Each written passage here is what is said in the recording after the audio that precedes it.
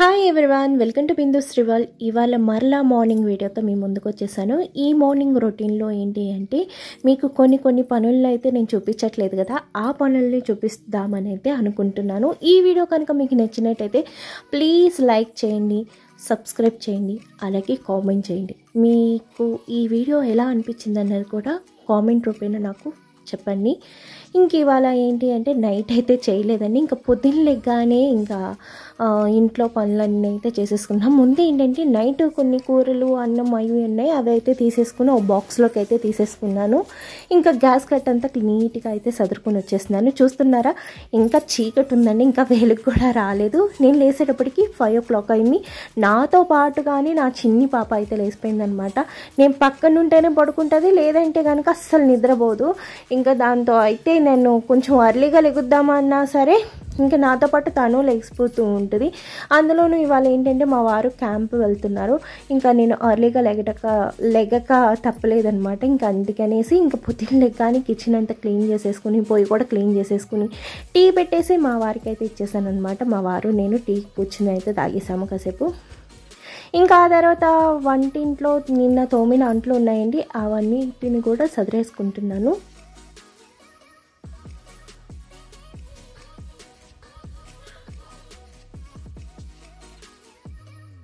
ఇగోండి ఈ అంట్లు కూడా తోమేసుకున్నా. ఇగోండి ఇక్కడికి కిచెన్ క్లీనింగ్ అయిపోయింది. ఇప్పుడైతే ఇంకా డైనింగ్ టేబుల్ మీద కొన్ని వెజిటబుల్స్ ఉన్నాయి, అవి కూడా సదిరేసుకొని ఫ్రిడ్జ్లో ఎక్కడ పెట్టేసుకుంటున్నాను.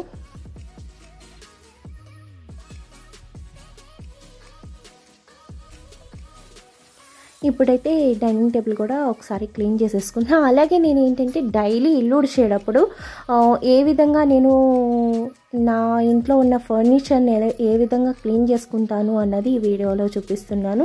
మీ ఇంట్లో కూడా ఏదైనా ఫర్నిచర్ ఉన్నప్పుడు ఇలాగ మనం డైలీ ఒక్కొక్కసారి ఇలా దులిపేసుకుని మనం చేస్తున్నట్టయితే మనకి ఎప్పుడు కూడా ఆ వస్తువు అన్నది కొత్తగా అలాగే శుభ్రంగా అయితే ఉంటుందన్నమాట. వీక్లీ వన్స్ అయినా ఒకసారి మనం డీప్ క్లీనింగ్ అన్నది చేసుకోవాలి. ఎందుకు అంటే ఇంట్లో మనం ఇల్లు ఉడిచేటప్పుడు ఈ డస్ట్ అంతా లేసి మళ్ళీ వాటి మీద పడుతుంది కాబట్టి అవన్నీ చాలా డస్టీగా అయితే అయిపోతాయి అనమాట. ఎప్పుడు కూడా ఇల్లు ఉడిచే ముందు ఒకసారి ఇలా అయితే ఇవన్నిటిని ఒకసారి అయితే దులిపేసుకోవాలి. నేనైతే 2 రోజులకు ఒకసారి డైలీ చేస్తానని అయితే చెప్పాను. 2 రోజులకు ఒకసారి 3 రోజులకు ఒకసారి ఇలా అయితే మొత్తం అంతా ఒకసారి దులిపేసుకుంటాను. కింద గ్లాస్ కింద ఉన్నదంతా మనకి బూజు పడుతూ ఉంటుందిగా, అప్పుడప్పుడు ఇలా దులుపుకుంటున్నట్టు అయితే బూజులు పట్టకుండా అయితే ఉంటాయన్నమాట. ఇంట్లో అసలు బూజు అన్నది ఉండకూడదు. బూజు ఉంది అంటే పెద్దమ్మ వారి ఇంట్లో వస్తుంది అనేసి అంటారు.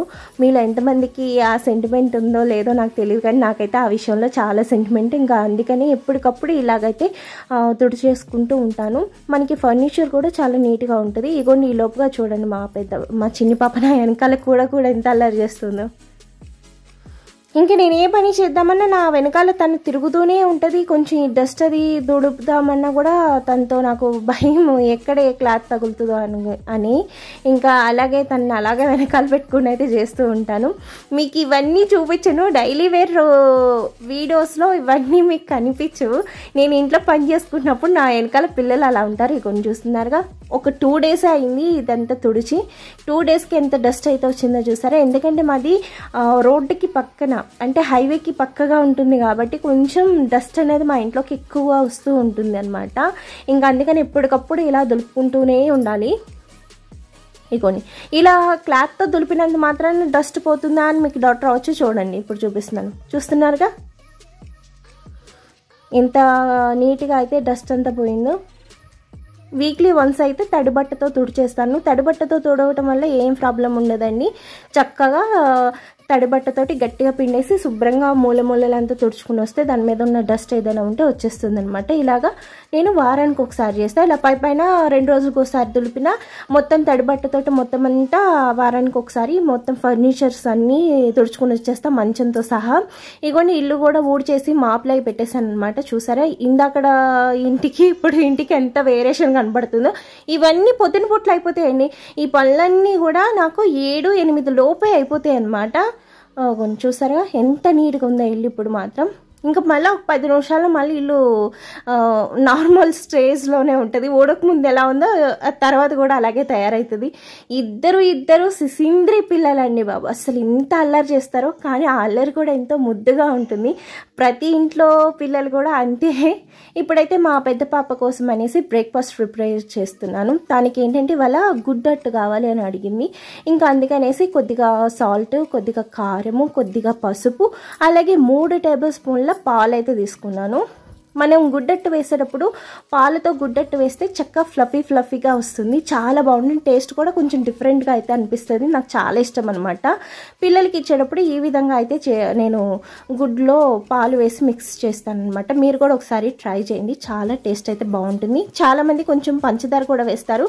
నేను మా తీర్థమ్మకి పంచదార వేస్తే ఆ టేస్ట్ నచ్చదు కాబట్టి ఇలాగ అయితే నేను బీట్ చేసి అయితే ఇప్పుడు గుడ్డట్టు వేసేసుకుంటాను. అలాగే మీలో ఎంతమంది చికెన్ వేపాక ఆయిల్ని ఎలా యూస్ చేస్తారు అన్నది కూడా నాకు కామెంట్ చేయండి. నేనైతే ఏం చేస్తానంటే ఇలా గుడ్డట్టు వేసినప్పుడు కానివ్వండి, లేదంటే గుడ్డు ఉక్కురు వేసినప్పుడు కానివ్వండి, ఏమైనా కొంచెం అన్వి కర్రీస్ వండినప్పుడు ఈ ఆయిల్ని అలా అయితే వాడేస్తాను. మీరు ఎలా వాడతారు అన్నది నాకు కామెంట్ చేసి సజెషన్ అయితే ఇవ్వండి. నేను ఇలాగ గుడ్డట్టే వేసేటప్పుడు ఖచ్చితంగా ఆయిల్తోనే వేస్తాను. టేస్ట్ అనేది కొంచెం డిఫరెంట్గా ఉంటుంది. మనం నార్మల్ ఆయిల్తో వేసుకున్నప్పుడు టేస్ట్కి, అలాగే ఇలాగ చికెన్ వేపిన ఆయిల్ వేసిన దానికి టేస్ట్ అయితే చాలా వేరియేషన్ ఉంటుందన్నమాట. టేస్ట్ అయితే నాకు బాగా నచ్చింది. మీరు కూడా ఒకసారి మీ ఇంట్లో ఎప్పుడైనా చికెన్ ఫ్రై అది చేసినప్పుడు ఆయిల్ ఉంటుంది కదా, దాంతో ఒకసారి అయితే గుడ్డట్టు వేసి చూడండి, చాలా బాగుంటుంది అనమాట. ఇక కొంచెం చూసారుగా ఆమ్లెట్ ఇలా ఫ్లఫీగా అయితే వచ్చిందో, చూస్తున్నారుగా చక్కగా అయితే వస్తుంది అనమాట. మంచి కలర్ కూడా వస్తుంది. ఇంక ఇప్పుడు ఏంటంటే ఇది చుక్క 2 వైపులు చక్కగా కాల్చుకున్నాను కదా, ఇప్పుడు మా పెద్ద బాబుకి ఇచ్చేస్తా. దీంట్లో కొద్దిగా సాస్ వేసి ఇస్తే చాలు, తను ఎంత బాగా నచ్చిగా తింటుందో అనమాట.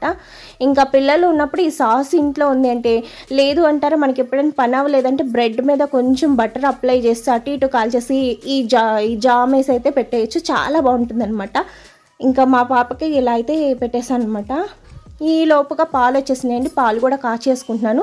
ఈ లోపుగా మా చిన్న పాపకి ఫ్రూట్ అయితే కట్ చేస్తున్నాను. తనైతేకి ఇవాళ బ్రేక్ఫాస్ట్లో డ్రాగన్ ఫ్రూట్ అయితే పెడుతున్నాను. తనకి పాలు తగ్గించేసాను. పాలు తగ్గించేసాక ఒక 1 అవర్ అయితే తనని ఆడుకొని ఇచ్చాక ఆ తర్వాత డ్రాగన్ ఫ్రూట్ అయితే కట్ చేసి తనకి టిఫిన్లో డ్రాగన్ ఫ్రూట్ అయితే ఇస్తున్నాను. మీరు ఎప్పుడైనా ఒకసారి ఫ్రూట్ అన్నది ఇలాగా టిఫిన్ అనేది స్కిప్ చేసి చిన్నపిల్లలకి ఇలాగా ఒక ఫ్రూట్ అన్నది ఇవ్వండి. నేనైతే తనకి ఇవాళ టిఫిన్ స్కిప్ చేసి ఫ్రూట్ అయితే పెట్టేశాను అనమాట.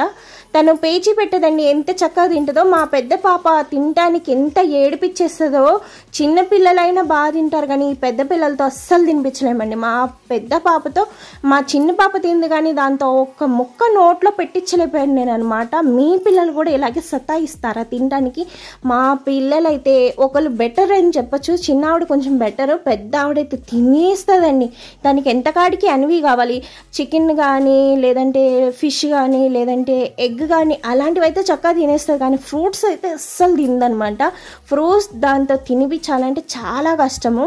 ఇగోండి వాళ్ళకి తినిపించేటప్పుడు నా పాటలు అయితే ఇలా ఉంటాయన్నమాట. కూర్చుని 1 గంట సేపైనా వాళ్ళని ప్యాంపర్ చేస్తూ తినిపించాలి. మా చిన్ని పాపతో నాకు అసలు ఆ ప్రాబ్లం అయితే ఏమి ఉండదు, పెద్దదాంతోనే చాలా కష్టం అనమాట. ఇంట్లో మీ పిల్లలు ఎలా ఉంటారు ఏంటి, ఫుడ్ విషయంలో మీరు ఎలా ఫుడ్ ఇస్తారు అన్నది ఎవరైనా మామ్స్ ఉంటే కనుక ప్లీజ్ నాకైతే సజెషన్ ఇవ్వండి.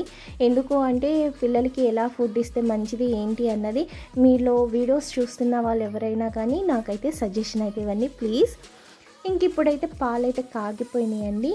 ఇంకొన్ని పాలు కాగిపోయినాయి. పాలు అయితే ఒక్కసారి ఇంకొక 2 పొంగులు రానిచ్చి స్టవ్ ఆఫ్ చేసేసుకున్నాను. ఇప్పుడైతే నేను కొంచెం కాఫీ కలిపేసుకుంటున్నాను, ఎందుకంటే కాఫీ తాగకపోతే ఇంకా అస్సలు అవ్వదు అనేసి ముందైతే కాఫీ తాగేసాను. కాఫీ తాగేసాక ఇగోండి పిల్లలకి అయితే స్నానాలు అవి చేపించేసాను. ఇంకా స్నానాలు చేపించేసి ఇంక వీళ్ళకైతే మా పెద్ద పాపకి జడేయాలి. తాను జడ వేయటం అంటే తనకి జడ వేయాలి అంటే ఎంత కష్టమో. ఇగోండి జడేస్తానంటే చూసారా మొత్తం ఇల్లంతా ఎత్తుక్కున్నాను, ఎక్కడ ఉందిరా బాబు అంటే డైనింగ్ టేబుల్ కింద వెళ్ళి దాక్కుందనమాట. దానికి జడ ఎంచుకోవాలంటే ఏంటో అంత బాధ, నాకు అర్థం కాదు.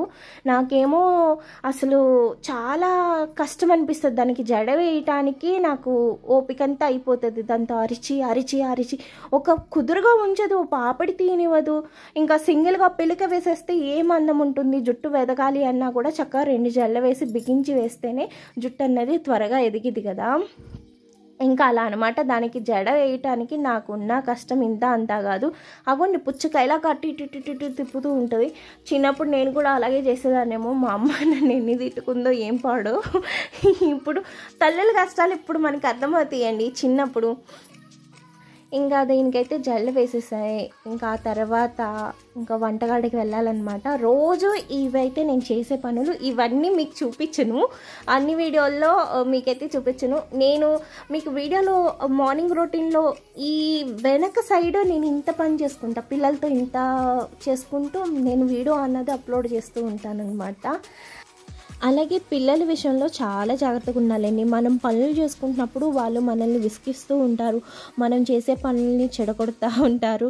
అయినా వాళ్ళ మీద కోపం తెచ్చుకోకుండా సహనంగా అయితే ఉండాలి. మనం వాళ్ళని గసురుకున్నట్టయితే వాళ్ళలో ఒక రకమైన నెగటివ్ ఫీలింగ్ అన్నది మన మీద పడిపోతుంది.